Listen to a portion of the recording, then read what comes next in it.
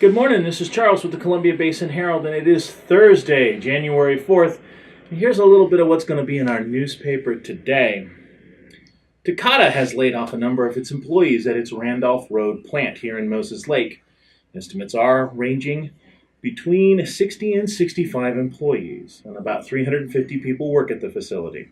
Reports of layoffs were confirmed in a Facebook posting by SkillSource, which is hosting 2 special informational sessions for laid-off Takata workers today.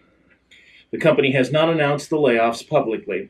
Takata's Moses Lake office has not returned requests for comment about the layoffs, and no one at the company's U.S. headquarters in Auburn Hills, Michigan, was answering the phone.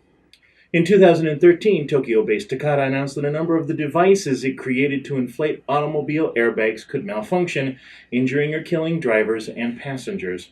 The defect has resulted in 20 deaths and affects more than 30 different makes and dozens of models produced in the U.S., Japan, and Europe. The company filed for bankruptcy in Japan and the United States in the summer of 2017 as costs related to the recall escalated.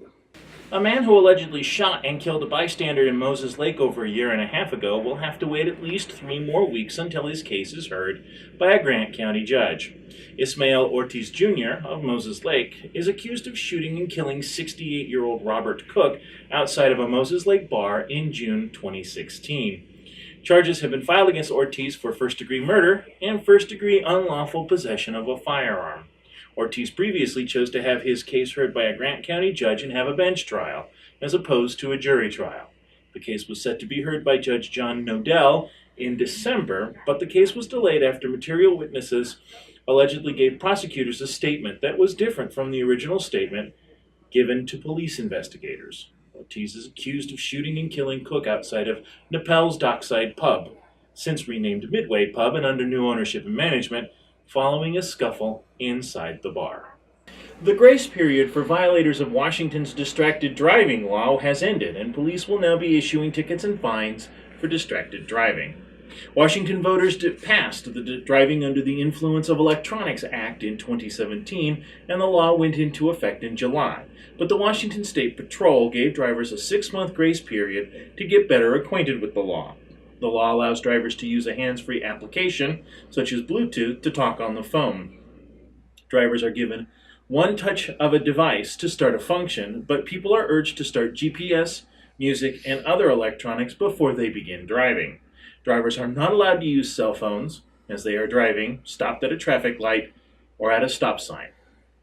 And finally, Quincy swore in his new mayor and a new city council member at a regular meeting of the city council on Tuesday. Paul Worley, who handily defeated Scott Libbert in November with 58% of the vote, said that he wanted to accomplish as mayor everything we got started and haven't finished. The city is currently rebuilding much of its civic center complex. However, the projects to remodel the library and city hall have been on hold since the $5.6 million police department building was finished behind schedule in late 2016. Quincy has received a $1.8 million state transportation grant to convert the intersection of F Street Southwest and Road R Northwest, 13th Avenue Southwest, same road, to a roundabout.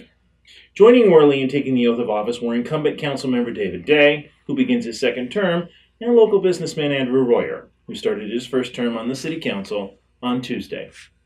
Well, that's it. For information on these or any of our other stories, please check out our website, www.columbiabasinherald.com. One really long word.